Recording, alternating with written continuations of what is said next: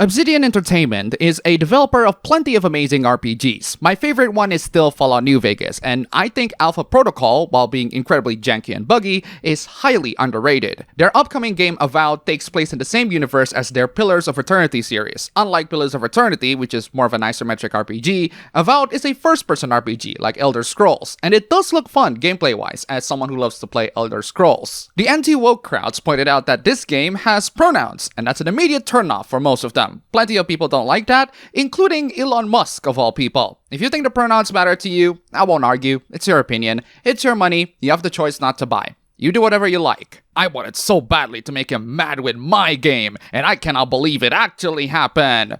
Wait, what? You put pronouns in the game to make people mad? This is the art director of the game, by the way. Why are you doing that? I thought the pronouns were for inclusivity purposes, but now it's to score internet arguments? This is what happens when you hold a lot of resentment to people online. They're gonna live rent-free inside your head, and when that happens, the stuff that you're gonna do will be just to spite them rather than to make good stuff. There are many people online I don't like, but I don't go out of my way to provoke them or antagonize them. I got better things to do in my life. It's not the person that matters, it's their words and their actions. This to me seems like a really petty action to take for internet arguments that aren't really gonna benefit anybody. You're losing customers and you're losing your sanity. No one really wins. Personally, Avowed does look neat. I might give it a try if it's actually good. We'll see about that next year. No matter what your takes are on the internet, no one has to care for your opinion. And yet people do, even though it's detrimental for them to care. This person, for example, is simply replying to the official account for the Obsidian video game Avowed, and they said that they're not a fan of the pronouns crap. And yet the Avowed account went out of their way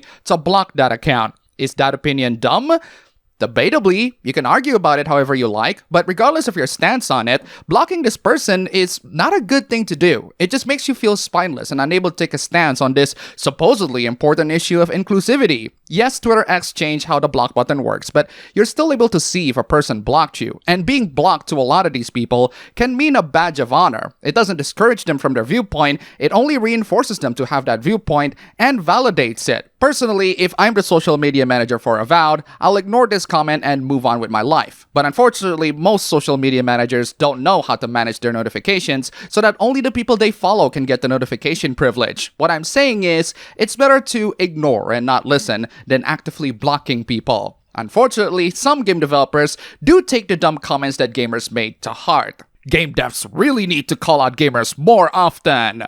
Why? Why do you want to antagonize gamers? That's like saying chefs should call out their customers. That worked out very well in every Kitchen Nightmares episode. Gamers cry way too much and feel too entitled. If you think that gamers are too entitled to demand so much from you, then you are also not entitled to our hard-earned money. Might as well go bankrupt and homeless while you're at it. Proper criticisms, backed by some understanding of the games, are welcome. No, they're not. No, they're not. There are many genuine criticisms towards video games that are dismissed as whining or entitlement. That is always the first line of defense when Western game developers are confronted by it. I say this many times and I'll say it again. Criticism is an art form. Everyone can criticize, but not everyone can make good criticism. I believe that most people on the net cannot make good criticism, the same way most people on the net cannot make good art. But there's nothing wrong with that. Not everyone is talented. Not everyone can speak their points well. Just ignore the bad and learn from the good. Except most people want to ignore the good and overreact from the bad. I was just talking about good and bad criticism, and this is a good example of bad criticism. The video game Avowed got some backlash from the anti-woke crowds because of the pronouns. I'll let you be the judge of whether that's good or bad criticism, but this next one is definitely not good. This character over here is from Avowed. Wow, that character looks ugly as sin, right? That is a horrendous looking character, and it's another installment of woke media making everything ugly. The thing is, that character is actually created by an IGN journalist who deliberately made her ugly. This isn't a deliberate choice from game developers. This is a character made to be ugly just for fun. There's nothing woke about doing that. In fact, that's what makes video games fun. So no, this is not a sign of Avowed being woke or another sign of the Western media making everything ugly. It's the pronouns that are a sign of Avowed being woke. There are also other signs like the game's art director wanting to make people angry by putting pronouns in the game. The game's Twitter X account blocking people who ask about the pronouns. And if you remember Obsidian's previous game, The Outer Worlds, their female cast mostly consists of women with short hair, and they don't look that appealing. If anything, Avowed looks like a major step up from that. Look, at the end of the day, it's not about whether the woke content bothers you, it's about using the right examples to make your point. If you're gonna call something woke, at least point to the right targets and the right examples, and not spread things taken out of context. Avowed is one of the latest games that received backlash from the anti-woke crowds. Here's another game that got a backlash, but this one is totally undeserved. This person disagreed with Balatro being a Game of the Year nominee and called the Game Awards the Gay Awards. I mean, yeah, the Game Awards have never been good, but I have always made it a tradition to watch it every year because there are always fun things to make fun of or discuss. This person wanted Space Marine 2 to be nominated instead of Balatro because Space Marine 2 is a solid, masculine third-person shooter. What does it being masculine have to do with anything? It's a great game, and I do think it deserves more of a Game of the Year nominee, but I think there are plenty of other nominees that shouldn't have been there, like Silent Hill 2 Remake, which is great, but it's nowhere near Game of the Year territory. Final Fantasy VII Rebirth really overstayed its welcome, although that's my own personal bias. And of course, the Elden Ring DLC really should not have been there. Something fishy about Balatro. Nothing's fishy about it. It's a great game, and people love it. A solo-developed game that gets all that attention from legacy media, and wokies end up defending it like it's the next best thing after Mario. Okay, I'm not woke. I'm not part of the legacy media. The game is good. It's not the best thing after Mario, but I can play Balatro on my phone. I cannot play Super Mario 3D All-Stars except if I have $100 to buy from scalpers, or if I sail the seas and have a Switch emulator running. Balatro is overrated. Just the wokies' new fad. Boy, you really hate woke people, are you? Not everything is a woke conspiracy, and I feel like I have to repeat that to everyone who's losing their minds in the net. It can just be a good and fun game that everyone loves to play.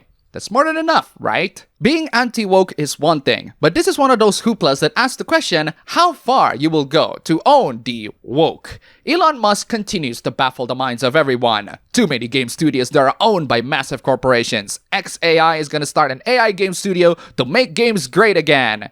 AI Game Studio. Do you really want to do that, Elon? The last AI product that we saw was the I Love Lucy Blu-ray release that totally screwed up the upscaling, and this horrific Sonic the Hedgehog 3 movie poster. What the hell happened to you, Knuckles? You seriously think that this is going to solve gaming? Hey, I don't like the idea. I just don't see how it matters at all with how dire the industry already is. It matters because it's a crap idea. Also, the industry is not that dire. We have plenty of good games this year, and even if there aren't any, you have the choice not to play them and play something else. I'm not playing games with trans slur and pronouns on it. Bro, there are games made by human beings without those. AI is not a solution. Letting artists make art is how you get woke games.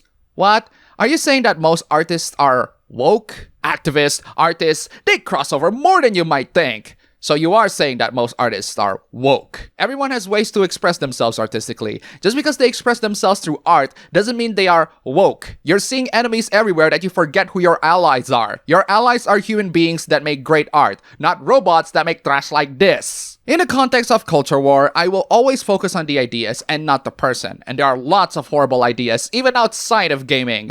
Look what we have here, an attack on the working class. I don't even know what they're protesting in favor of, but they're farmers, so it's almost certainly a bad thing. Oh no, how dare these farmers grow foods? Farmers don't grow food. Oh, don't they now? Please explain to me how the hell you get all the healthy products you buy all the time in the supermarkets you go to all the time. They own the land where food is grown, because that's all it takes to grow food. Owning the land. Let's not consider the seasons where the food can grow, the type of soil that it requires to grow, the environment where it can thrive. To say that it's all just about owning the land can only be said by someone who has never touched dirt in their life. The entire process could be done just as easily without them. There's a big difference between property owners who do nothing and farmers that actually have to produce something every day. If you can't tell the differences and put your bias aside, sorry, you're just an idiot. Okay, let's take a break from the culture war and talk about something filthy and disgusting.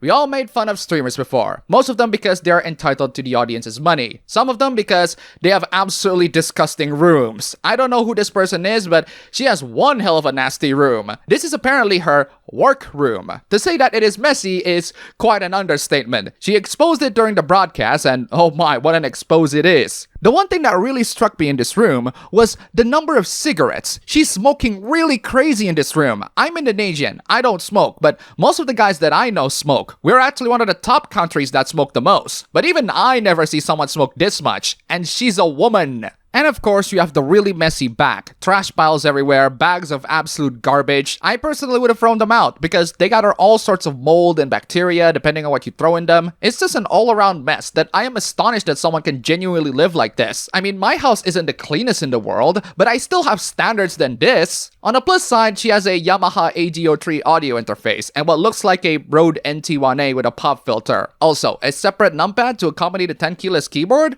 Not bad. But aside from that, lady, please clean your room.